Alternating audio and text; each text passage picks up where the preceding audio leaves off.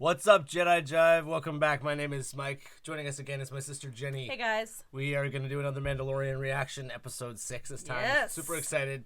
We were just having a conversation about how, it seems very likely that they're going to do a backdoor Ahsoka pilot. It makes sense because there's Star Wars Celebration this week. They're going to want to lean forward into the Ahsoka show because that's coming out next. They want to be able to introduce the characters. We already saw Zeb last week, which was highly unexpected, a member of the Ghost Crew from Rebels. So we had already been expecting Sabine Wren. It just seems like a highly likely scenario that Sabine Wren is going to be the next character we meet because she's Mandalorian, she's part of the Ghost Crew, and she's going to be a main character in Ahsoka. So it just seems like that's got to happen.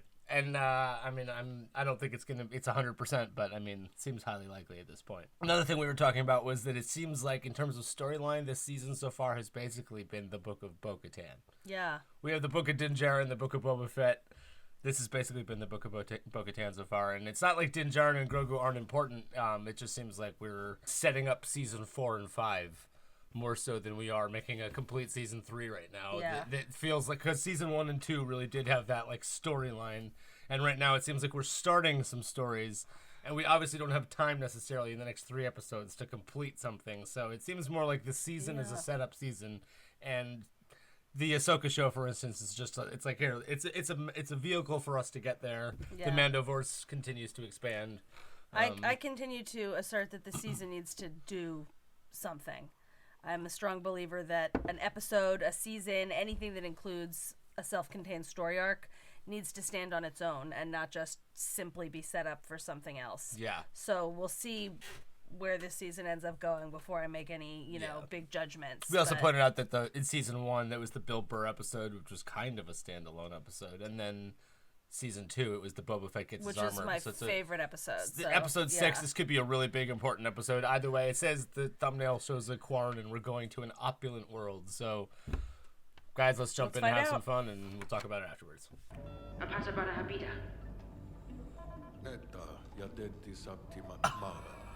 It's like a Russian submarine. Yeah, 100%. Cool. Nice, like a Russian sub captain.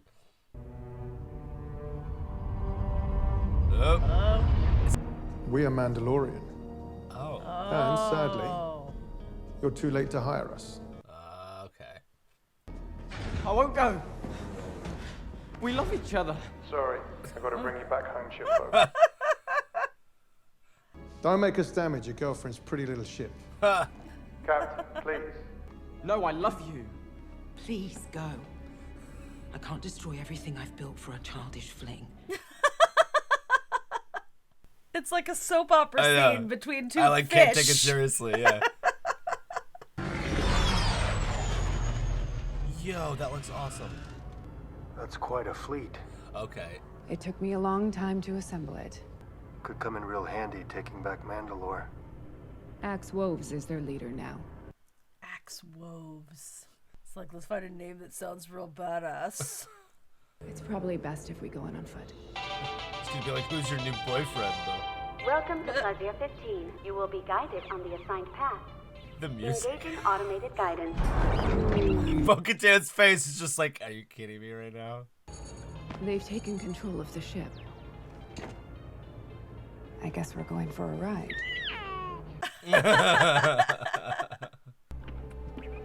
I love it. I love it. The aesthetic. The black droids. Welcome to Plazia 15. Please proceed to your Hyperloop pod. Hyperloop pod. Do you grant permission to scan your chain code? Please do not attempt to leave the vehicle. This is not a request. Her face. Oh, cool. Cool, man. I haven't even heard of it. Do you think we're gonna have to blast our way out of here? Oh, cool, man. Join us! Come! Opulent indeed. It's like a pleasure garden. Come! Everyone, special guests, Mandalorians. Wait, was that Jack Black? Take a little sip. Come, please. You gotta be kidding me.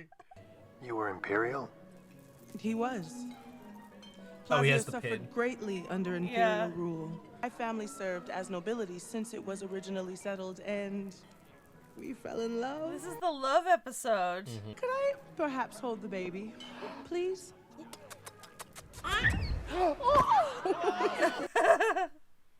And the Mandalorian privateer warships docked in your fields? Oh, we hire them for protection. I'd like to speak to these privateers. There is just one condition. What? You really must see the view. Right this way. We'll just be a moment. Okay. Our constables are ill-equipped to confront battle droids. Battle droids? Oh no. Former battle droids. They've been rehabilitated for civic duty. We thought. They were. Obviously not.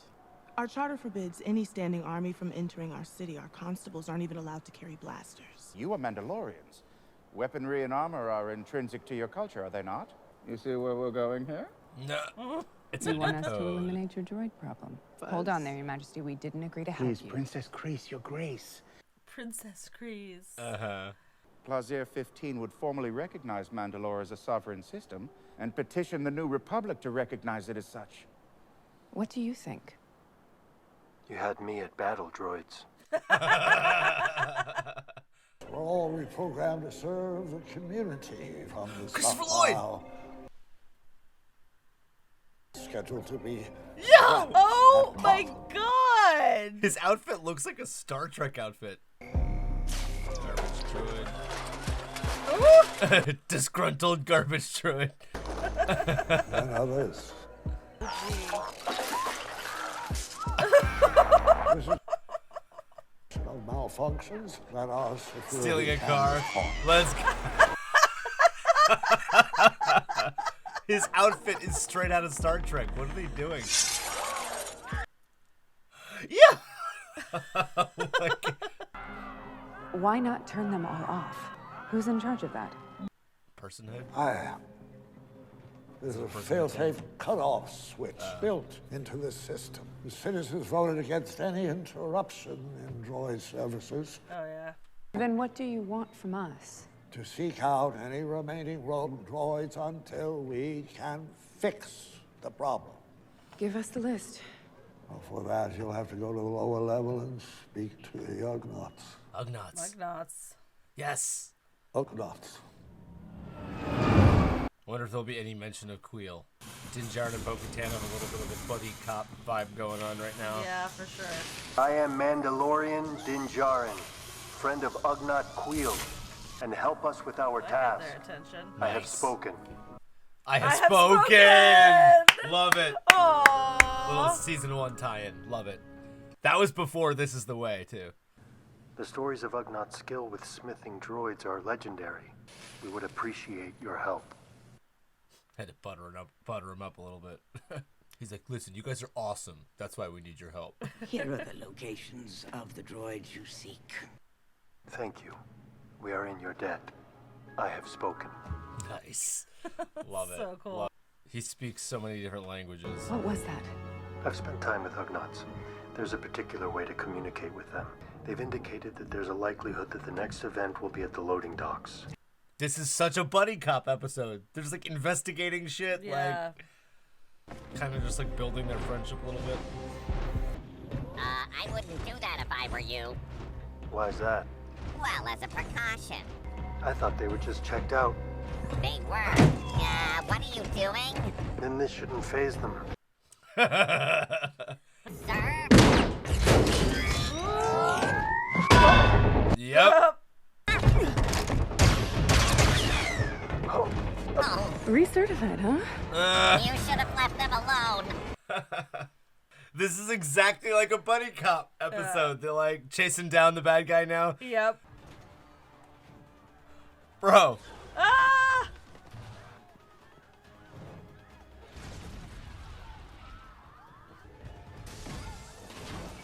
Yo. Bo-Katan yet again. This is a crime scene. Thank you for standing back. Bad boys, what you gonna do? I found a spark pad. Police line, do not cross. What's it say? The resistor. Sounds like a droid bar. And there's an address. Do a little more investigation. This is the best buddy cop episode. They're just like cops now. Yep. I love it. Bo-Katan looks like she's into it too.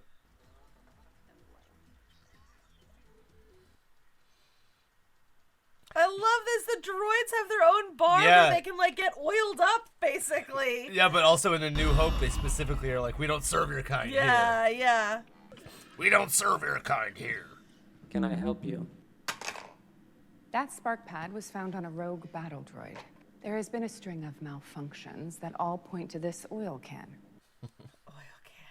We are in full compliance with planetary hierarchical. If you don't start answering questions, I'll yank your memory circuit and dissect it back at the lab. Not following Bo's lead, are we?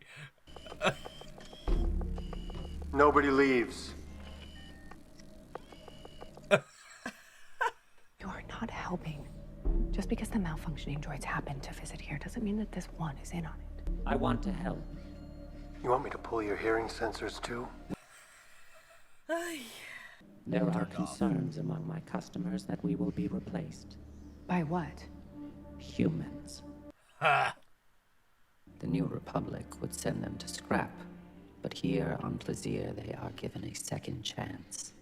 Droid personhood, yeah. Yeah. We don't want to be replaced. We still have a lot to contribute.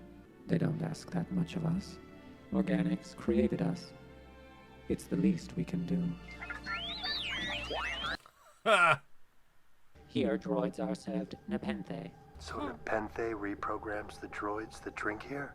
It patches the programming as the commands of the mainframe change. It seems the malfunctioning droids all imbibed from the same batch of Nepenthe. This is just like it's a bad batch of heroin. Yeah. This is such a cops episode. These are the remains of the latest droid deaths malfunctioning due droid. to drugs and shit. Droid drugs. The particles are definitely present. What are the chances that they're still active? Yo! Whoa!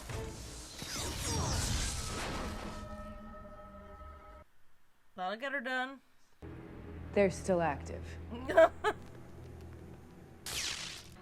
It's a chain code. If it has a chain code, then we should be able to determine its point of origin. They were originally manufactured by the Techno Union. They were requisitioned by the security office. These droids were ordered by an individual. Our head of security. Commissioner Hellgate. Christopher Lloyd. We know about the Nepenthe and the nanodroids. They didn't malfunction. You programmed them to disrupt an attack. You're coming with us. Everyone freeze! Don't make me do it. And I won't give up to you. You're a separatist. Separatist is a pejorative term. Count Dooku was a visionary. By the Jedi and forces. Yeah, that'll work. Just casually. Politics. As for now, you must live in exile on the moon of Paraquat. Lady Bo-Katan Kryze and Din Djarin of Concordia, I grant you audience with our deployment of Mandalorian privateers. I also give to you both our highest honor, the key to Plaisir. The key to the city. Yeah, why not? It's like a big Oh, comical wow. key. Nice.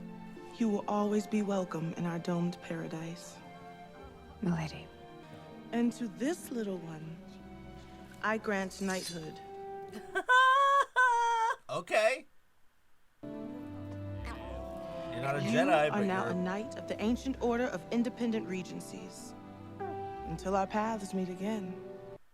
It'll be funny if that knighthood actually becomes relevant at some point. Right. Like, he'll have to be like, Right. one of you needs to be an actual knight of the whatever in order to, like, and it'll be like, actually, He is. we know a guy. I've come to reclaim my fleet. It's no longer your fleet. I'm now in command and grown quite fond of it. Then I challenge you. One warrior to another.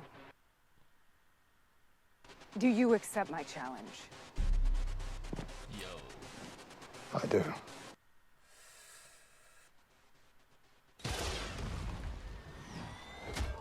Yo! Not a bad start.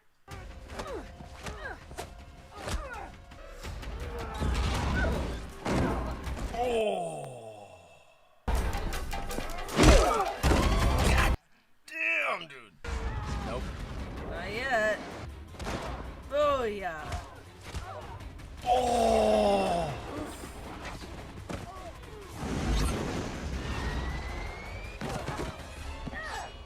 Let's go. My fleet. I also. My fleet. The ruler of Mandalore must possess the dark saber. Then she shall have it. Not again. This belongs to you. You know that's not how it works. It's not a gift to be given. It's not a gift. She defeated the While exploring Mandalore, I was captured. We were right. And Yeah. this It blade is hers. was taken from me. Yeah. She defeated the enemy that defeated me. We called it. Would this blade then not belong to her? Can't argue with facts, Bo. Just a little logic and reasoning. Yep. It would. Yep. Yeah, buddy. Return this blade to its rightful owner. Boom. Let's go. That's hers now, man. We knew it. Saw her wielding that thing immediately. We Belongs knew with that her. that belonged with her. All day. Tell me she lights it up and lifts it over her head right now. Let's go. Yes. Yeah. Listen. I love that sound. Cool.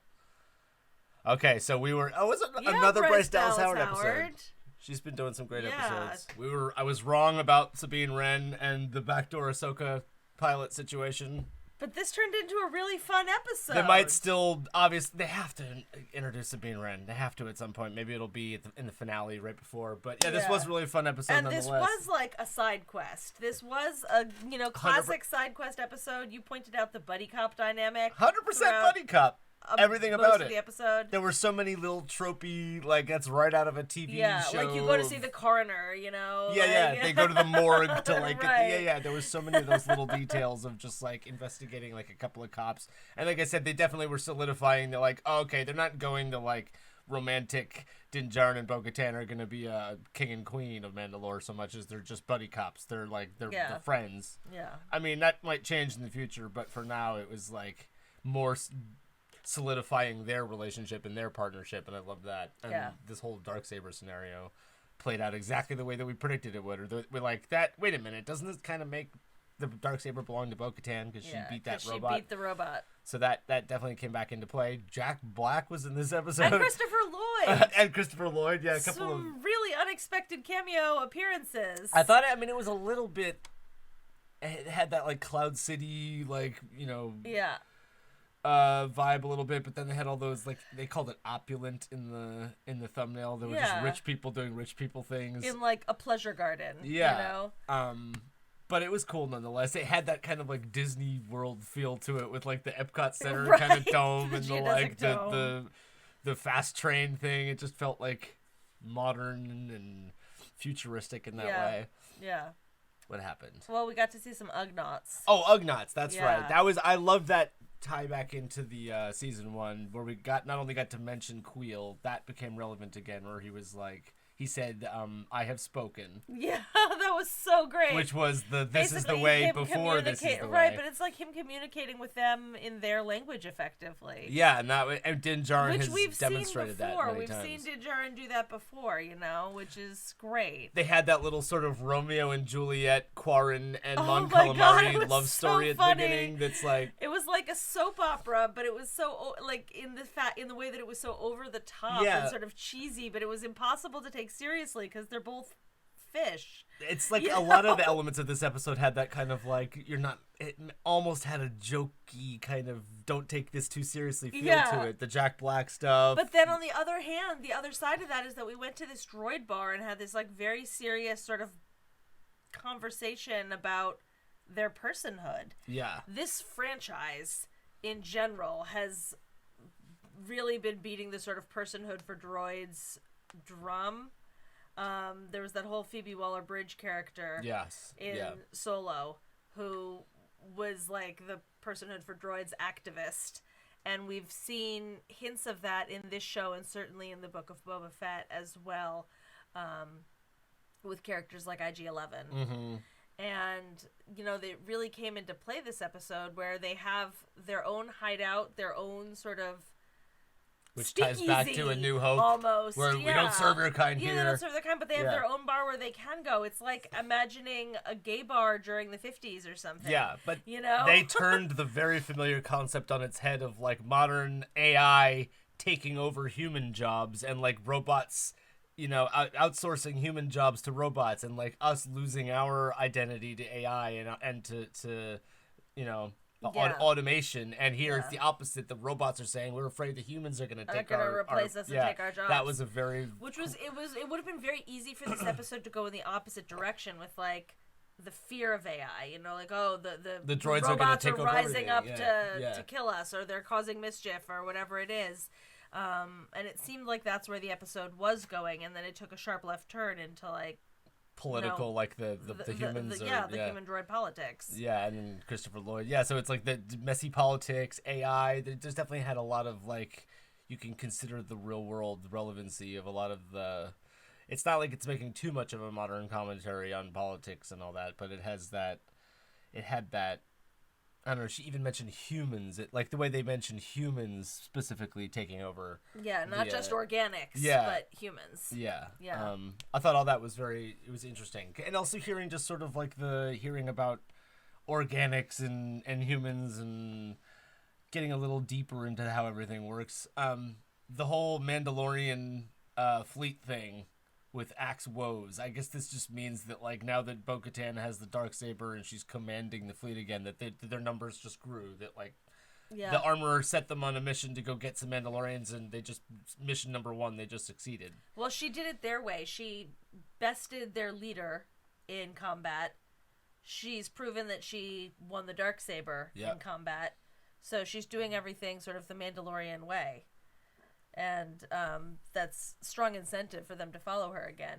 She had even said when she was all depressed in her castle that once she came back without the Darksaber, her forces melted away. Yeah. They deserted her. So now that she has the Darksaber, maybe that's all the motivation some of them will need to fall in line. Yep. When they were chasing that droid like through the alleyways, and I was just like, this is such a buddy cop. Like the bad guy is running from the cops, and they're trying to chase him down, and then she shot the droid, like saving Din like yet again. She just beat Axe Woves in a totally fair fight. Like Bo-Katan has just like wrecked shop left and right this entire season. They can't make it. They haven't made it any. This has been the Book of Bo-Katan this season. Yeah, she's been into it though. Like, pretty much every episode. I'm into that. I think she's been in. So yeah, good on you, Katie Sackhoff, getting Starbuck cred all the way. 20 years later, she's still sci-fi queen. Yeah. She called her Princess Kryze. Yeah. At one point, there were a lot of cool little details like that. Yeah, we were wrong about the Ahsoka aside situation. Maybe they'll do that next week or in the finale.